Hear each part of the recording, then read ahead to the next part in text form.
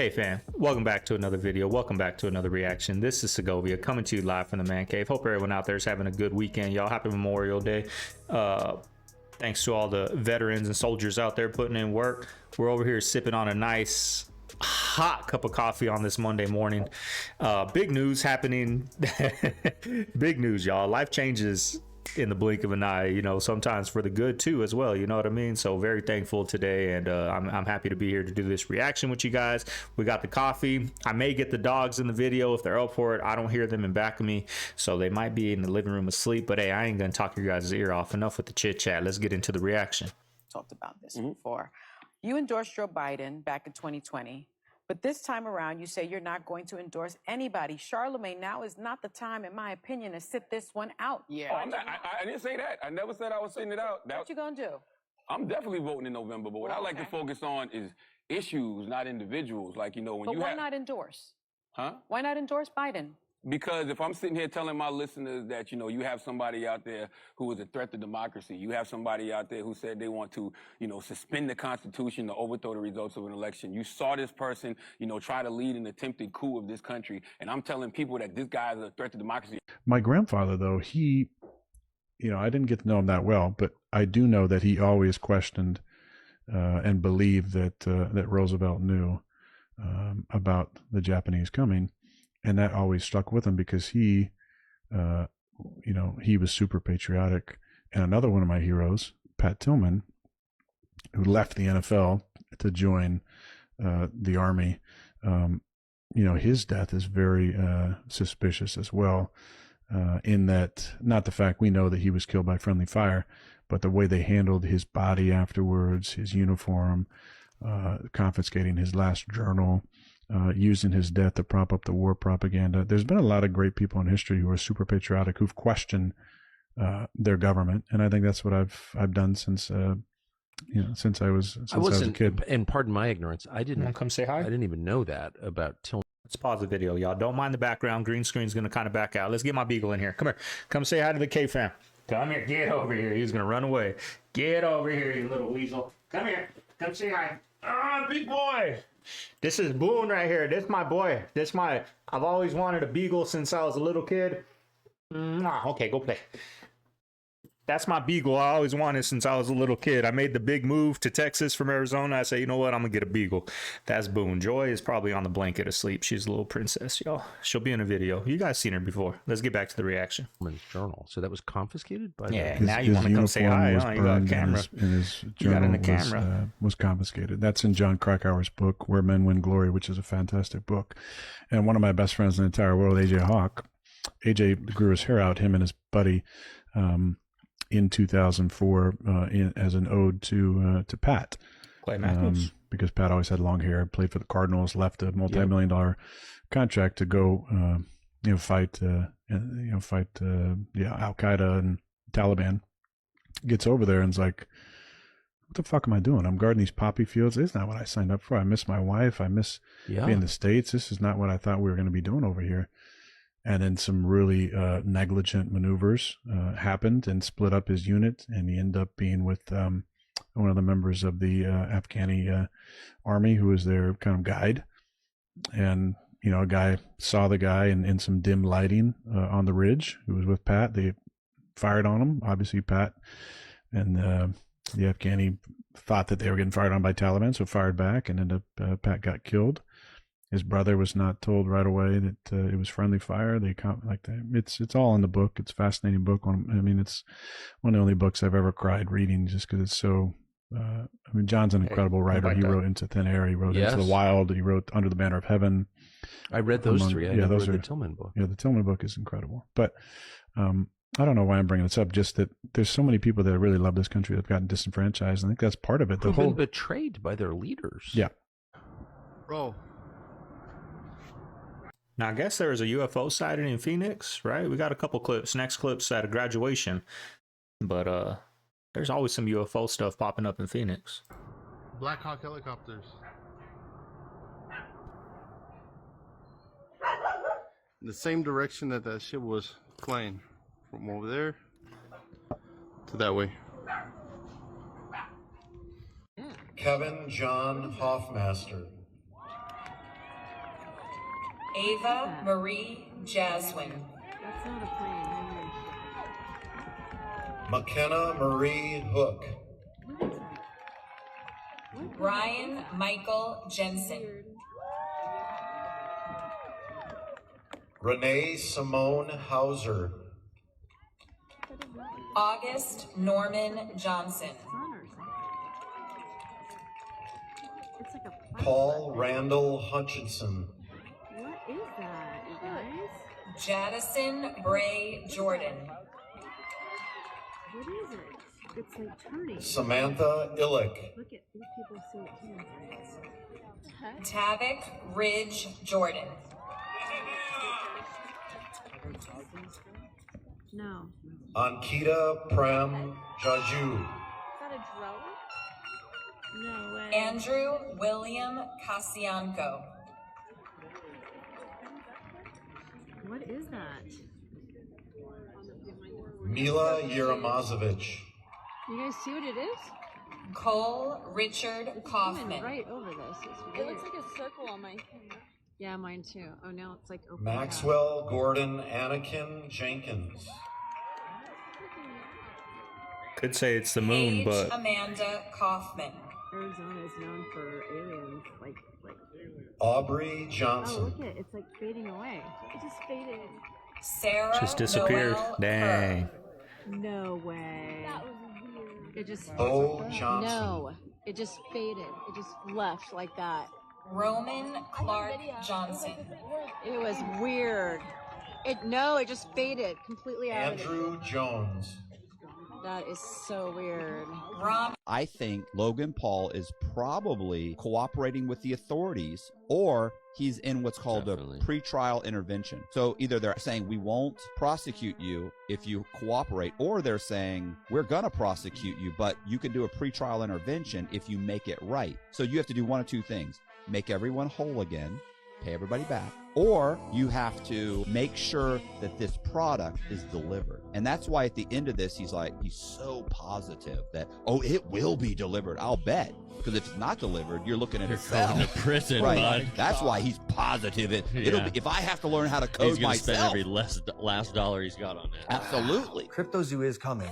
I will make damn sure of it. What does the emperor do when the people become resty, and when the people are asking questions, and when the people don't like the policies of the emperor? He sends them to the circus. He creates a circus. He builds a giant coliseum, and he begins to throw the Christians to the lions. He has great chariot races and football games and basketball games, all to keep the idiots preoccupied with things that don't mean anything in the scheme of the entire world, so that they don't have the time to learn what the truth is, so they don't ever get smart enough to learn how they're being manipulated, so they don't ever question the emperor. But let me tell you something. When 150 of the most powerful men and women in the world can meet in secret in Baden-Baden, Germany, and plot the fate of billions, and nobody even cares about it, but 6 football players go to lunch together, and it's in the headlines across the country, you have a reflection of the society in which that exists. And it is a sick, sick society that is doomed to self-destruction. That's why they pay a player on a football team or a baseball team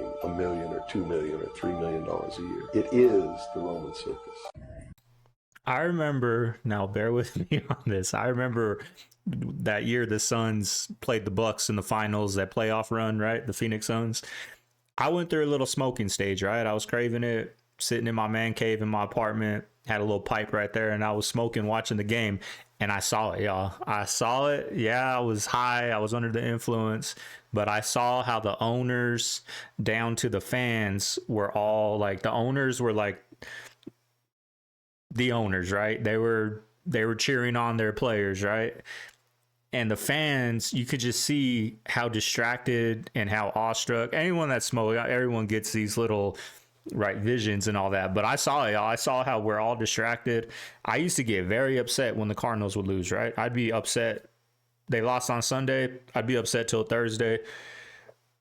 It used to ruin my week, right? Very distracted by sports. But then I started watching them post game and see them all down there smiling and taking pictures, trading jerseys. And ever since then, like, yeah, I watch them, but I don't let it, affect my life no more, because they lose the Super Bowl, they're at the club after the game, right? Having a good time. So ever since then, y'all. It's coming right for us.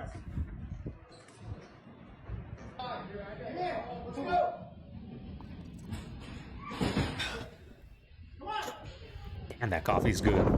Little half and half in there. Woo, no sugar.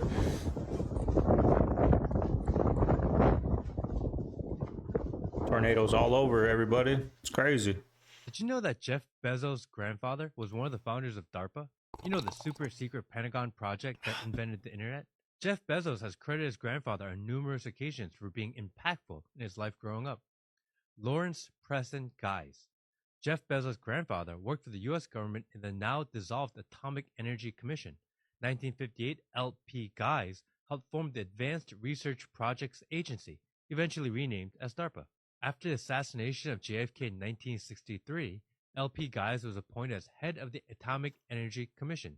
1965, AEC discovers about 300 pounds of weapons-grade uranium missing from the NUMEC plant, Nuclear Materials and Equipment Corps, in Apollo, Pennsylvania. It was founded by a man named Zalman Shapiro. Just 3 years later, in 1968, Israel tests its first nuke. CIA later determined that the material came from the missing NUMEC uranium.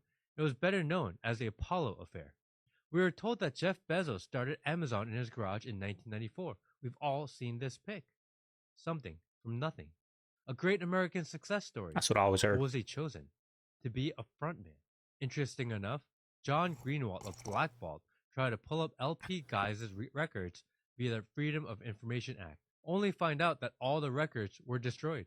Jeff Bezos' grandfather, who he credits as the big inspiration in his life, helped found one of the most secretive U.S. government organizations in existence, was part of the know when U.S. nuclear materials were stolen and later found in Israel, and then grandson starts the biggest data collection and storage company in the world in Amazon. It becomes one of the world's richest men, while having all U.S. government records destroyed. And we're to believe Amazon started in a garage with a loan from his parents.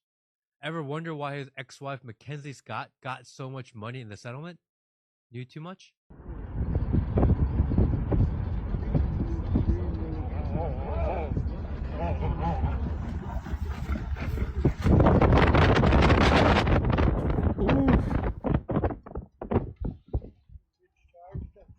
Whoa, I'm never gonna go that close to Grizzly in person. Oh. Did you get it charging us? Yeah. Oh, In our continuing series, Moms in Focus, CBS Jan Crawford finds necessity is truly. Looks like an end of the world pic in the movie. 2012. It's hard to beat the library. Right? Especially when you have to keep your eye on That one. I've never seen before. Here, I can just I just saw it earlier. If everybody in the United States eliminated all plants from their diet, they would be much healthier.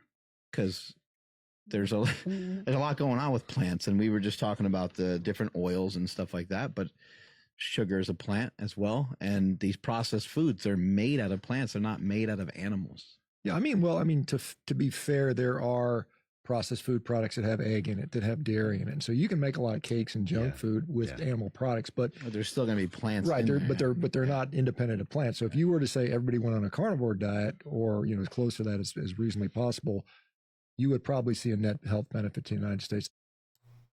Now, it's so mine's right, yours wrong, right? I've lost a lot of weight from a high carb, low fat diet. Now, I did hit a plateau at 225. I couldn't get past that. Might drop to 220, but that's about it. Got on the keto diet, went from 220, 225 down to 205, 200 pounds, like that.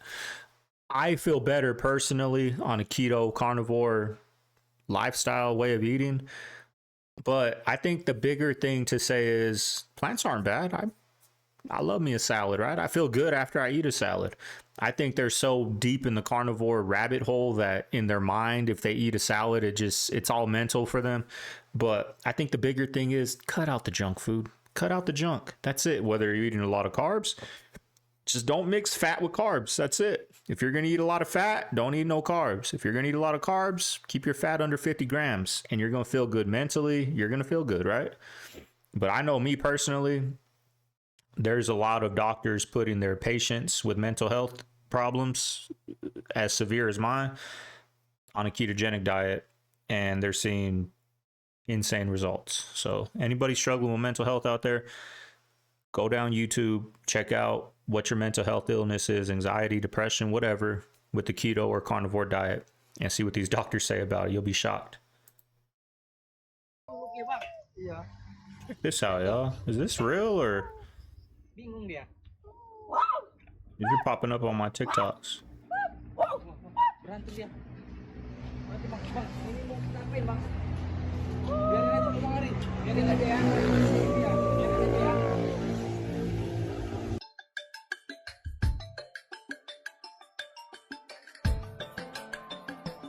Yeah, forget that.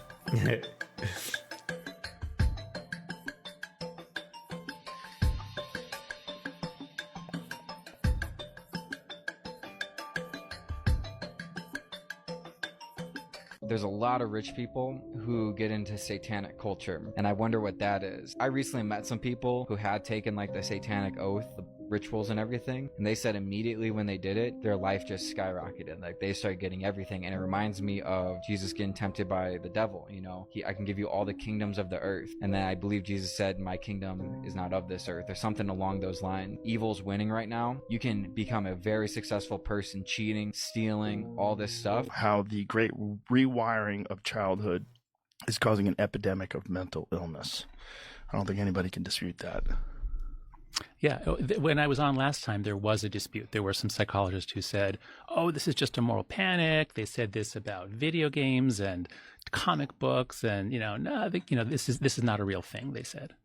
Now they don't. I think a lot of older people, particularly boomers, they're a little bit disconnected from it because they're not, unless they're addicted to Twitter. They're not engaging in this stuff. Yeah. And they're often thinking, when I was a kid, we watched too much TV and we turned out okay. Yeah. But part of the message of the book is that social media and the things kids are doing on screens are not really like TV. They're much, much worse for development. I've never met weird. Not only are they just watching TV, right? They're watching X-rated videos, right?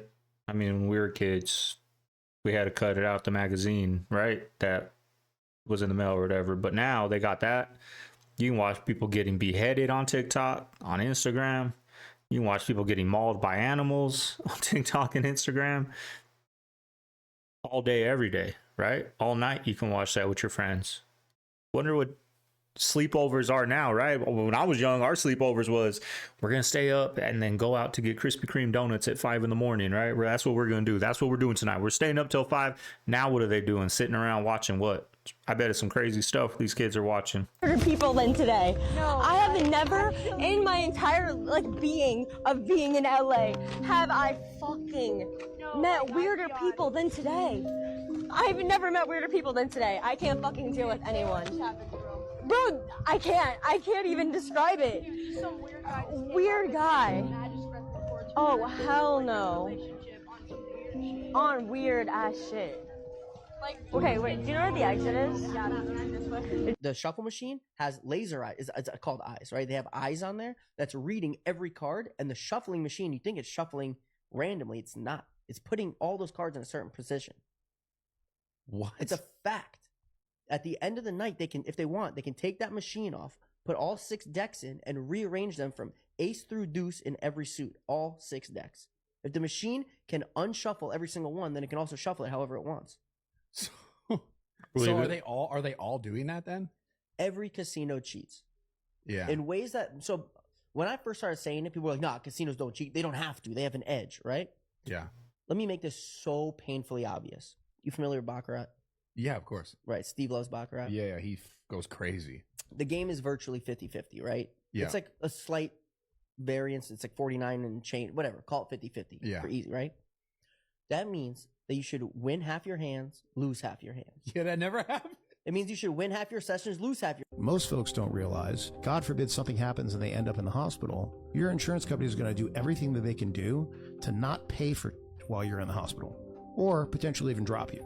How's that even legal? I don't know. I really don't. But here's where I started figuring it out, is when I would have patients that I was trying to discharge from the hospital that clearly needed to go to like an acute care place for maybe like 6 weeks, do some physical therapy, get back on their feet so that they can then go home. Some medical director, which is a doctor employed by the insurance company, they would say, no, send them to a nursing home instead. It's like a filing cabinet where you're just going to wait for them to. This is somebody who was totally functional like 2 weeks ago. You give them 6 weeks of physical therapy, they're going to be back on their feet. Why would I send them to a nursing home?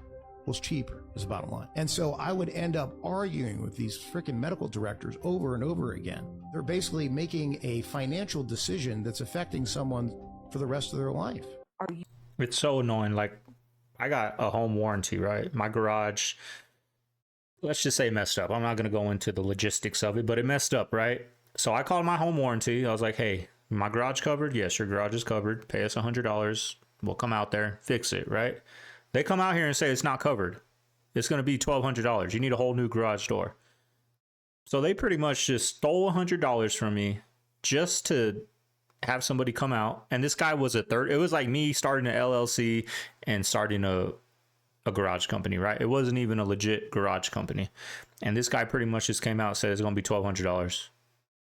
That's it.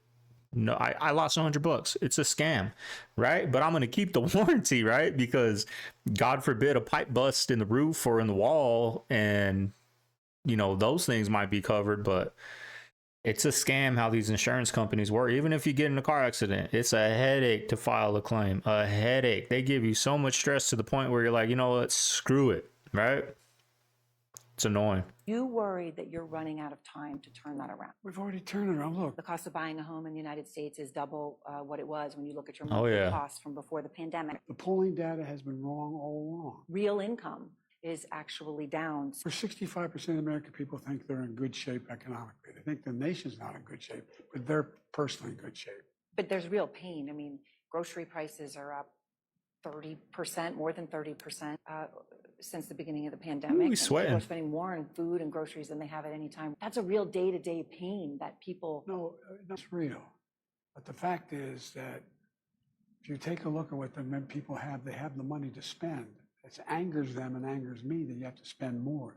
Out of touch with reality. These people that have been in power, he's been in power since what, the 80s, 70s, right? Just so out of touch with the people, and that's who's running our country, right? But anyways, y'all, I hope you guys enjoyed the reaction. Just want to say, y'all, man, life can change for the better in the blink of an eye, y'all. So anyone going through some hard times, just hang in there, y'all. Great days are right around the corner. Promise you. Trust me. Been through it all. But anyways, y'all, this is Segovia. We got Boone in the video. That's my Boone, right? Named him after Daniel Boone, Little Hunter. This is Segovia. I'm signing out of the Man Cave. I'm going to see you guys on Wednesday. Everybody have a good Monday, Tuesday. I'll see you guys then. Later.